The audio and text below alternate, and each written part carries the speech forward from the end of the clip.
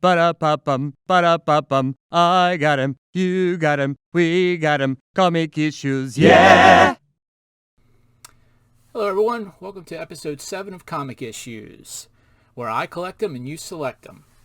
So today, I woke up, I wasn't feeling that great.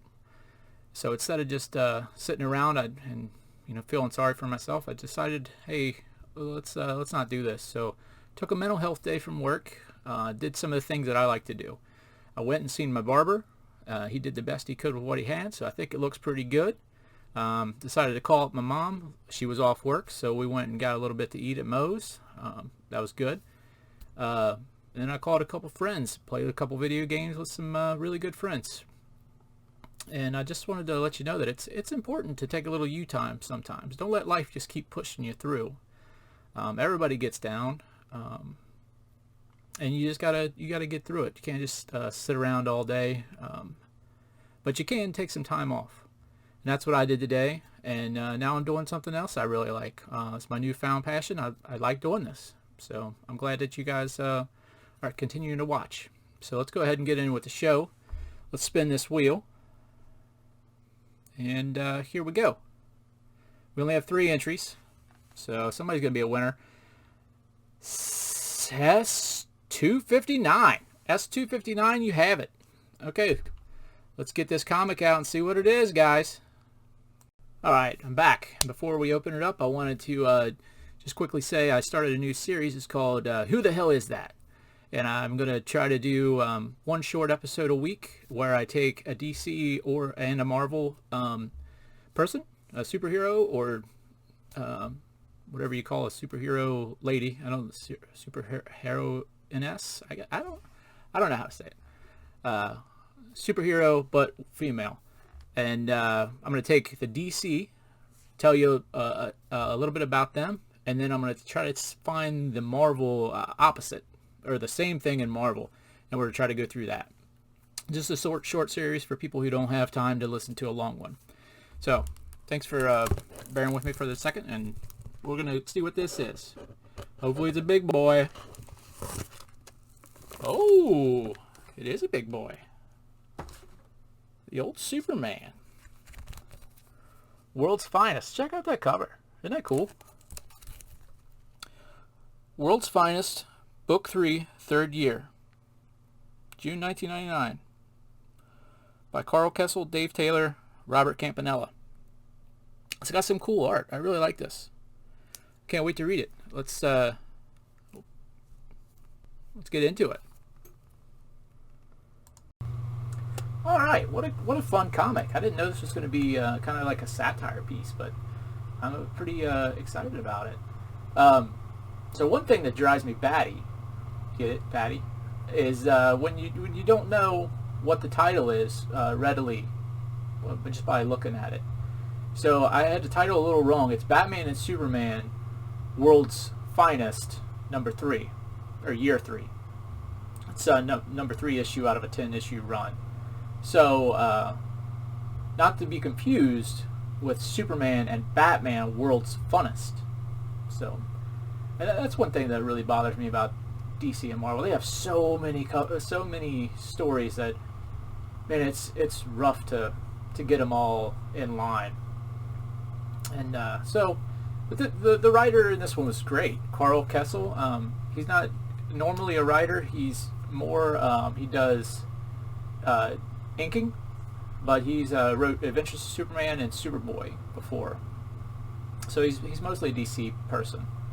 Dave Taylor did the pencils on this, and he is Batman and Judge Dredd and a couple other things, but he doesn't do a lot of work. So let's get into the story now. So it starts off 8 years ago, and there's a bank robbery, and there's this lady Illuminata. I'm not sure what too much about her, so if you know anything about her, let me know. But she's with her gang, and they are trying to rob this bank. So they're burning this money, and they're doing that because it's all blood money. So I guess she's a righteous person or something, I don't know, but she's doing it the wrong way. So here comes Superman but he's taking his clothes off. You know how he usually just takes his clothes off and dashes away. Well, this time he's having trouble with getting his shoes off. He's got to untie them, and so immediately I'm like, what's going on here? So he starts fighting them, and they start picking on him, and they shoot him, and he falls down, and Jim Gordon shows up, and the police have to take care of the bad guys while they're messing around with Superman. It's not Superman saving the day, which I thought was kind of crazy. So I'm like, what's going on here? So they pick up Superman, and they're like, hey, they start making fun of him, and the cops are making fun of him, and they're like, we'll take you down to we're going to take you down to the station and ask you some questions or whatever. But they ended up taking him to Arkham Asylum, and they tell him to take a shower. So he goes and he takes a shower, and he comes out, and this lady makes this remark about him. I don't know. I can't remember how she says it, but like filling out in the right places or something like that. So she's obviously looking at his package or something. I'll post a picture of the frame there. And so they take him down, and he starts being interviewed by Dr. Arkham. And Dr. Arkham's asking him all these questions, like, you say you're super. Can you see through the walls? And he's like, well, no, they must be lead paint. And he's like, well, can you fly? He's like, no, I don't do parlor tricks. And, they just keep going round and round. Obviously he's trying to see if he's out of his gourd or not. So, Dr. Arkham is like, okay, well, why don't you just hang out for the night? He's like, nah, I don't know. He's like, yeah, just hang out. And Superman's like, well, okay, but if there's a world crisis, I'm gonna have to go. And Dr. Arkham's like, sure. He's like, well, what really made me stay is if you guys order pizza. So again, this is like, what's Superman doing? So they say they can order in. So they're walking him down through Arkham, and you hear all these all the other inmates giving him a bunch of crap because he's Superman. So it's Enigma and everybody, the Riddler. Everybody knows that, and they're giving him a bunch of crap. And one inmate yells out, "Must be the Man of Steel because he steals." And I thought that was pretty just stupid. So then it goes to Payne, and it goes to Bruce Wayne, and he's up in his mansion, and he's calling Jim Gordon, or not Jim Gordon. I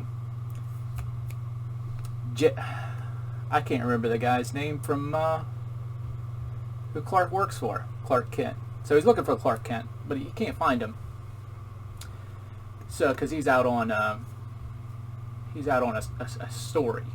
So Bruce Wayne hangs up, and whatever.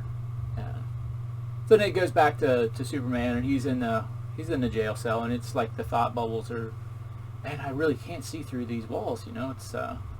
It's they really must have lead paint, but I can still hear. So he's hearing people, and then he hears somebody walking up to his cell.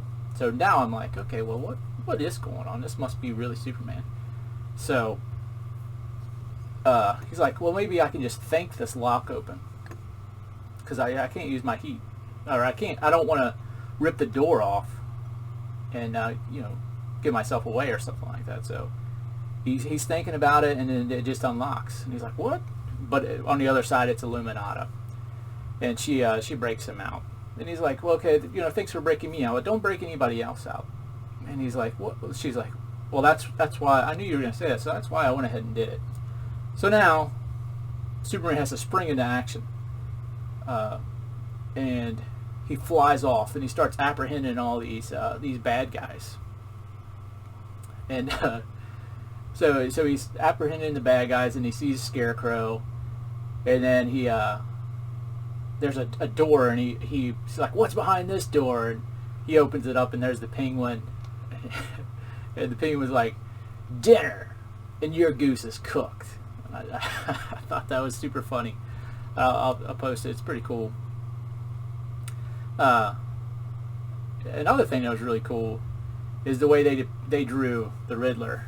He's so funny looking. He looks like he's just he's out of shape and this huge nose. And I'll post a picture of it. He's just so funny looking. And that was my panel pick too, by the way. The goose is cooked. I thought it was really good. So Superman's still fighting all these guys, and he eventually comes to Mr. Freeze, Poison Ivy, and Two-Face while he's chasing the Riddler. And they obviously put him in the situation, you can't save two people.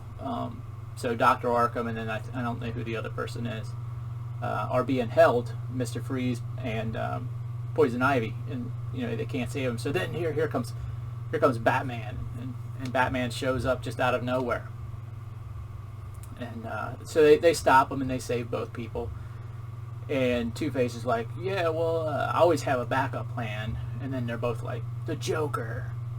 So they go and they find the Joker.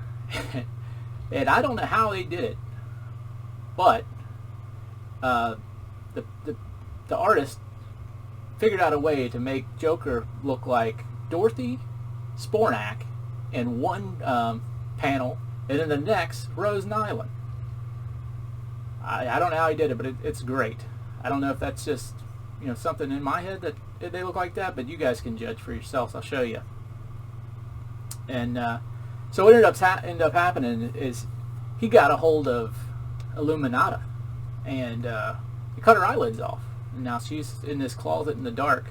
They don't show that part, but they show her crying and stuff. But in the dark with Superman, taking the light, getting rid of the light, which is kind of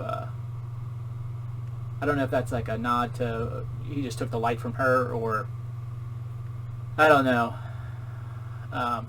So Batman and Superman, they meet up, and after everything's done, and he's like, oh well, you had us fooled.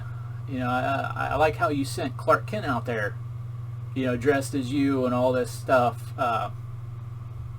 so that because he tells him that he's trying to do this story to show how corrupt Arkham Asylum is.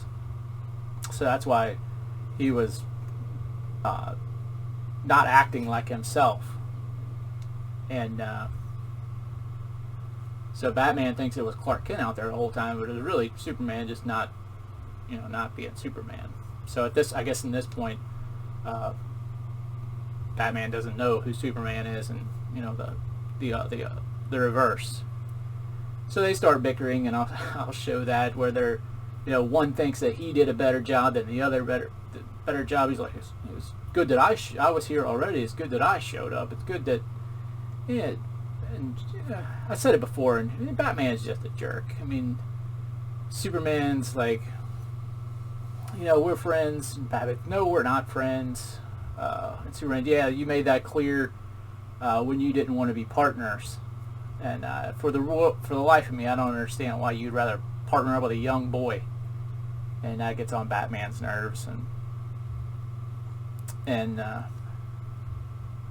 that's pretty much the end of it. But it ends really crazy. At the start of this show, and believe me if you want to, but I'm not lying to you. I had that little soapbox about everybody should be taking care of themselves and stuff. Well, at the end of this one, Batman says to Clark, or to Superman, it's like, you had a rough night. Things might look different in the morning. And then it trails off with a sunset, and Superman saying, you're right, they usually do. And that's truth, There's always tomorrow, and tomorrow can always be better. I understand it can always be worse too, but if you're already having a really bad day, the odds are tomorrow is going to be better. And with that, I'll let you guys go. I appreciate you watching, and put me some comments down at the bottom. So next episode we have some issues to spin. Appreciate it. Bye.